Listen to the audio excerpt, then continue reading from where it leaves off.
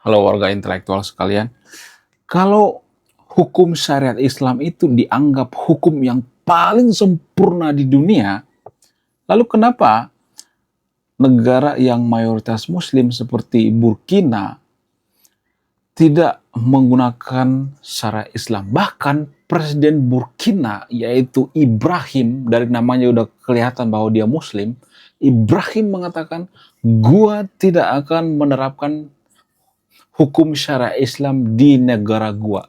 Gua lebih memilih yang namanya sekularisme. Nah, yang jadi pertanyaan, kalau hukum syariat Islam itu sempurna, kenapa tidak diterapkan oleh negara-negara muslim gitu ya? Kenapa nggak semua negara muslim menerapkan? Kemudian, kalau hukum syariat itu bagus, sempurna, relevan, kenapa tidak ada satupun negara maju di dunia ini yang menggunakan syariat Islam? Kenapa negara yang paling jujur di dunia ini tidak menggunakan syariat Islam? Jadi, di video ini saya akan kuliti semuanya. Ini pertanyaan besar yang selama ini saya tanyakan gitu ya. Mudah-mudahan yang nonton video ini bisa menjawab pertanyaan saya dan saya akan kuliti sampai ke akar-akarnya dan saya tidak akan berpihak pada siapapun. Mohon maaf bagi teman-teman muslim, saya tidak memojokkan agama di sini. Artinya kalau syariat Islam itu bagus, kalau Aceh yang menerapkan syariat Islam itu bagus, bisa jadi negara maju, bisa provinsi paling maju di Konoha, saya juga ngikut. Saya tidak membenci sistem. Enggak. Saya mengkritik efek.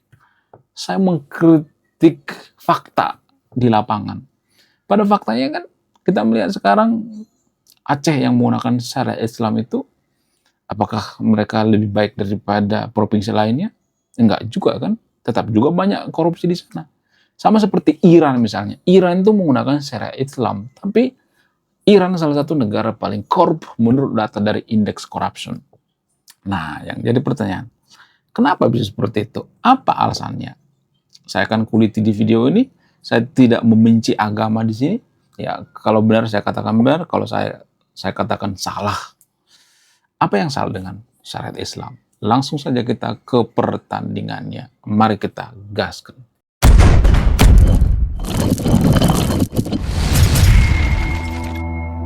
Saya sering mengatakan, kalau syariat Islam itu bisa memajukan suatu bangsa, bisa menghilangkan korupsi, terbukti dan relevan di zaman sekarang, lebih baik daripada sekularisme, saya juga ngikut. Besok kita syariat Islam, saya akan kampanye. Ya, jadi subscriber saya itu kurang lebih ada 100.000 orang ya, di 3 channel. Saya akan ngajak gitu ya. Saya ngajak subscriber saya yang ratusan ribu untuk menerapkan syariat Islam. Kalau ada satu negara maju yang menerapkan syariat Islam, tapi pada faktanya nggak ada kan. Kita ambil contoh misalnya seperti Presiden Ibrahim baru-baru ini ya, dari namanya udah kelihatan Muslim kan. Dia mengatakan, walaupun gue Muslim, walaupun negara gue itu mayoritas Muslim, gue tidak menerapkan yang namanya syariat Islam. Apakah karena dia benci dengan syariat Islam? No. Kenapa dia tidak menggunakan syariat Islam? Ya karena dia melihat bahwa tidak ada satupun negara maju yang menggunakan syariat Islam. Kenapa bisa seperti itu? Apa alasannya? Mohon maaf bagian untuk videonya. Ini sensitif ya. Tapi gini, yang berkali-kali saya mengatakan, kalau syariat Islam itu bisa memajukan suatu bangsa, saya juga ngikut. Saya tidak ada kebencian terhadap agama tertentu. Jangan berpikir saya membenci agama. Enggak. Saya enggak membenci agama. Saya mengkritik apakah sistem itu relevan atau tidak. Ya, saya mengkritik tanpa embel-embel bias gitu atau keberpihakan gitu. Salah satu kegagalan daripada syariat Islam itu, mohon maaf bagian untuk videonya, mohon maaf buat teman-teman muslim ya. Ya, salah satu alasannya kenapa banyak menolak syariat Islam itu karena di suatu negara itu nggak mungkin satu aliran semua gitu. Nggak mungkin satu mazhab semua.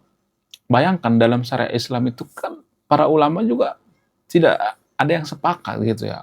Syariat Islam itu ya misalnya kita mazhab apa gitu. Mazhab Hambali kah? Mazhab Maliki? Mazhab yang lain-lain kah gitu. Ya, kita menggunakan Islam apa? Islam Syiah kah? Sunni kah? NU kah? Muhammadiyah kah? Kan banyak aliran-aliran tuh ya.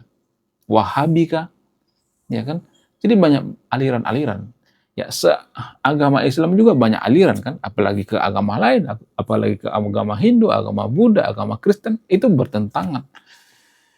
Syariat Islam itu hanya bagus diterapkan di zamannya, hanya relevan diterapkan di zamannya. Saya mengatakan bahwa syariat Islam itu seperti roti yang punya kadaluarsa. Ada tanggal kadaluarsanya. Baik dikonsumsi sebelum tanggal-tanggal sekian gitu ya. Baik dikonsumsi sebelum tahun sekian.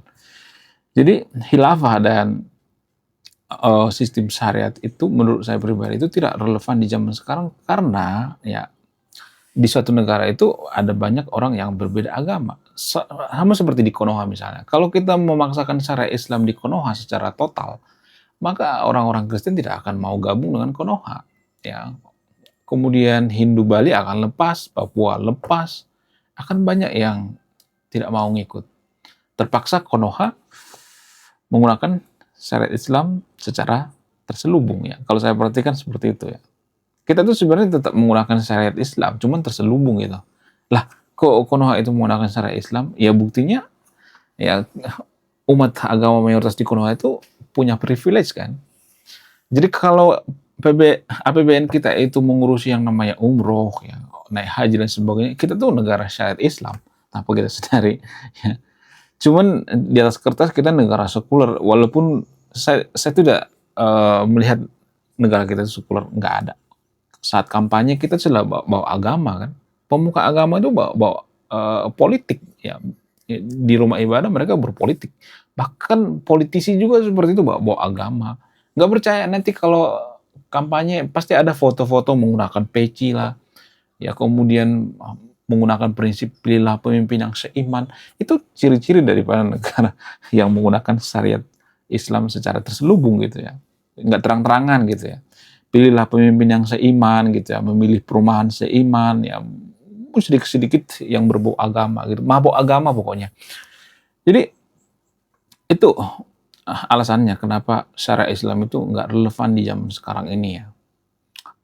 Karena nggak terbukti juga ya bikin negara maju atau bersih dari korupsi.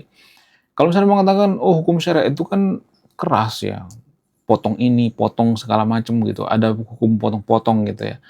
Tapi kalau kita perhatikan sekarang ini ya, Iran misalnya, yang menggunakan hukum syariat Islam, apakah mereka jadi negara yang anti korupsi? No. Menurut data. Kita bicara by data, saya tidak ngarang. Data dari indeks corruption, Iran itu negara paling korup di dunia. Ya, ibarat di sekolah, ibarat di kelas, dari 30 orang, ranking Iran itu ranking 25. Masuk 5 besar. Ya, itu menurut data dari indeks corruption. Itu sangat berbahaya sekali, guys. Ya, tanpa kita sadari. Jadi, itu artinya hukum syariat Islam itu nggak relevan ya, zaman sekarang, nggak terbukti gitu. Kenapa? Walaupun ada hukum ini, ya, ada potong ini segala macam, itu cuma di atas kertas aja gitu ya. Ibaratnya ini kertas gitu ya, itu cuma di atas kertas. Tapi di bawah kertas itu ada banyak masalah lagi ya, seperti hakimnya yang bermasalah, jaksanya yang bermasalah gitu ya. Kemudian ada banyak masalah ya, PNS-PNS-nya yang bermasalah gitu ya. Ya. Di Iran kan seperti itu ya. Itu yang jadi permasalahan. Sehingga mereka tidak terhindar yang namanya korupsi. Mereka tidak takut potong ini, potong segala macam. Enggak takut. Ya. Korupsi itu bisa hilang karena kita berkesadaran. Bukan karena hukuman sebenarnya. Oke lah, misalnya China bisa terhindar dari korupsi. Tapi itu sementara. Nanti kalau Xi Jinping ganti, ya bisa lagi berulah lagi kan. Jadi menurut keyakinan saya, korupsi itu bisa hilang karena faktor daripada didikan saat waktu kecil. Ya, didikannya salah gitu. Di negara maju, negara-negara Skandinavia, negara yang paling jujur ya, yang paling tidak korup gitu ya, yang paling anti korupsi itu mereka waktu kecil diajari apa? Nah, lu jangan korupsi ya, nanti kalau udah gede, kalau jadi pejabat ya, lu jangan korupsi ya. Karena korupsi itu ada konsekuensinya. Misalnya ya, kalau lu korupsi, lu akan dipermalukan, lu akan dipenjara, lu akan dapat konsekuensi di dunia gitu ya. Kalau lu korupsi jalan misalnya, ya lu korupsi jalan, kemudian jalan itu nggak berkualitas, bolong-bolong, lalu ada saudara lu yang lewat dari situ, misalnya ada saudara lu yang bawa istrinya ke rumah sakit ya karena hamil misalnya, tiba-tiba keguguran di tengah jalan, itu ya akan sangat-sangat berdampak pada masyarakat. Ya, itu yang diajarkan negara maju. Tapi kalau di Konoha ya, kita tuh diajarkan lu jangan korupsi ya. Nah, jangan korupsi, nanti lu masuk neraka. Guys, zaman sekarang nggak semua orang percaya dengan neraka. Nggak semua orang yakin dengan neraka. Ya mungkin di mulut mereka mengatakan, oh gue bertuhan kok, oh gue beragama kok, oh gue di KTP ada agama kok, oh gue percaya dengan neraka. Nggak semuanya guys, nggak semuanya. Ya biasanya mereka berpikir ya neraka kan nggak ada, ya udah korupsi aja gitu, sikat aja gitu. Jadi lebih parah ya, kalau saya perhatikan. Justru negara yang paling religius yang menerapkan syariat Islam itu lebih parah gitu, ya daripada negara yang berkesadaran. Jadi intinya itu kesadaran. Korupsi tidak akan bisa hilang dari Konoha ini kalau kita tidak berkesadaran. Ya, kalau kita tidak jujur gitu. Yang ada apa pergantian aja gitu. Sekarang kita kan teriak-teriak ya hukum metong koruptor, hukum metong koruptor. Tapi kalau kita jadi pejabat kita bisa korupsi juga kan.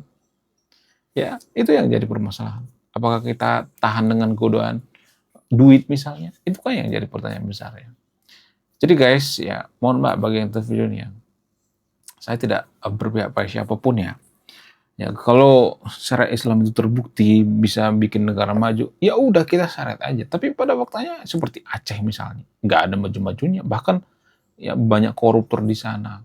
Walaupun mereka menggunakan hukum cambuk, hukum segala macam. Aduh, aneh-aneh ya hukumannya. Tapi apakah mereka salah satu provinsi paling maju gitu? Nggak ada korupsi marajalela gitu ya. Jadi jangan terlalu fanatik terhadap ideologi tertentu gitu ya. Nggak boleh seperti itu guys ya.